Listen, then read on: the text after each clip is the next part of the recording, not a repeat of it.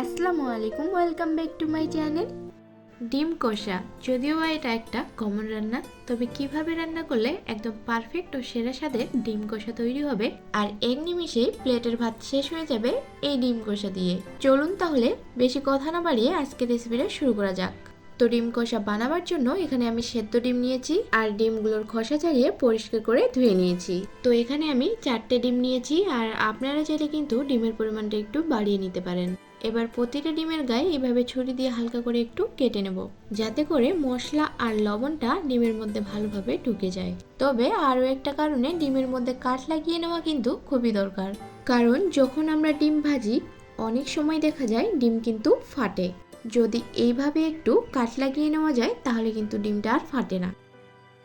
কড়াইতে দিয়ে দিচ্ছি 3 টেবিল চামচ পরিমাণে সর্ষের তেল। রান্নাটা আমি সর্ষের তেলের মধ্যে করব। যে কোনো রান্না সর্ষের তেলের মধ্যেই বেশি ভালো লাগে, তবে আপনারা চাইলে সাদা তেলেও রান্নাটা করতে পারেন। তেলটা ভালোভাবে গরম হয়ে গেলে এর মধ্যে দিয়ে দিচ্ছি সেদ্ধ করে রাখা ডিম আর সাথে দিয়ে দিচ্ছি লবণ আর হলুদ দিয়ে ডিমটাকে আমি 2 থেকে 3 মিনিট মিডিয়াম আঁচে ভেজে নেব। খুব বেশি কড়া করে ভাজার দরকার নেই, হালকা একটু করে ভাজলেই হবে। ডিম ভাজা হয়ে গেছে, আমি তুলে একটা প্লেটের মধ্যে রেখে দিচ্ছি। এখন ওই একই তেলের মধ্যে দিয়ে দিচ্ছি কয়েকটা আস্ত গরম মশলা আর সাথে দিয়ে দিচ্ছি মিহি কুচি করে নেওয়া পেঁয়াজ 5 থেকে 6টার মতো। এবার লো টু মিডিয়াম আছে পেঁয়াজটাকে তেলের সঙ্গে ভেজে নেব।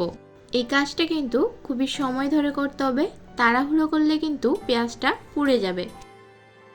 পেঁয়াজ ভালোভাবে ভাজা হয়ে গেলে এর মধ্যে দিয়ে দিচ্ছি 1 চামচ পরিমাণে আদা বাটা আর 1 চামচ পরিমাণে রসুন বাটা।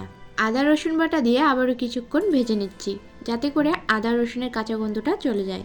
ভেজে নেওয়া হয়ে গেছে, এবার আমি এর মধ্যে কিছু গুঁড়ো মশলা দিয়ে দিব। দিয়ে দিচ্ছি 1 চামচ লঙ্কা গুঁড়ো, তবে আপনারা লঙ্কাটা নিজের প্রয়োজন অনুযায়ী দিবেন। আর সাথে দিয়ে দিচ্ছি 1/2 চামচ ভাজা জিরে গুঁড়ো আর 1/2 চামচ ধনে গুঁড়ো আর দিয়ে দিচ্ছি পরিমাণ অনুযায়ী হলুদ আর স্বাদ অনুযায়ী লবণ। এবার এই গুঁড়ো মশলাটাকে ভালোভাবে নেড়েচেড়ে মিশিয়ে নেব। আর মেশানো হয়ে গেলে এই পর্যায়ে আমি দিয়ে দিচ্ছি একটা টমেটো পেস্ট, তবে টমেটোর পেস্টের পরিবর্তে আপনারা চাইলে এখানে টমেটো কুচিও ব্যবহার করতে পারেন। এবার মশলার সঙ্গে ভালোভাবে টমেটোর পেস্টটা কষিয়ে নেব। ধীরে ধীরে মশলা থেকে তেলটা ছেড়ে দিয়েছে আর এই পর্যায়ে এখন আমি দিয়ে দিচ্ছি ভেজে রাখা ডিমগুলো দিয়ে একটু নেড়েচেড়ে মিশিয়ে নিচ্ছি। আবারও একটু নেড়েচেড়ে এই ডিমগুলোর সাথে মশলাটাকে আরও একটু কষিয়ে নিচ্ছি। ভালোভাবে কষানো হয়ে গেলে এর মধ্যে দিয়ে দিচ্ছি জল। 1 কাপের মতো জল দিয়ে দিচ্ছি, আর ঝোলটা কীরকম রাখতে চান সেই অনুযায়ী এখানে জল দিতে পারেন। তবে চাইলেও এরকম হোটেল স্টাইলে ঝোল করে রাখতে পারেন, তবে আমি যেহেতু কষা করব সেই কারণে ঝোলটা অতটা রাখবো না, কিছু গ্রেভি থাকলেই হয়ে যাবে। তো এইভাবে করে আরো কয়েক মিনিটের মতো রান্না করে নিয়েছি আর নামানোর আগে দিয়ে দিচ্ছি ধনেপাতা কুচি। এই তো ডিম কষা আমাদের একদম রেডি।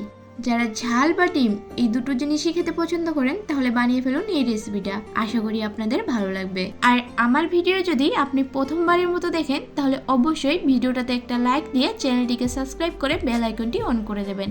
আর যারা যারা সাবস্ক্রাইব করেছেন তাদেরকে অসংখ্য ধন্যবাদ। আজকের মতো বিদায় নিচ্ছি, ততক্ষণ ভালো থাকবেন, সুস্থ থাকবেন, আল্লাহ হাফেজ।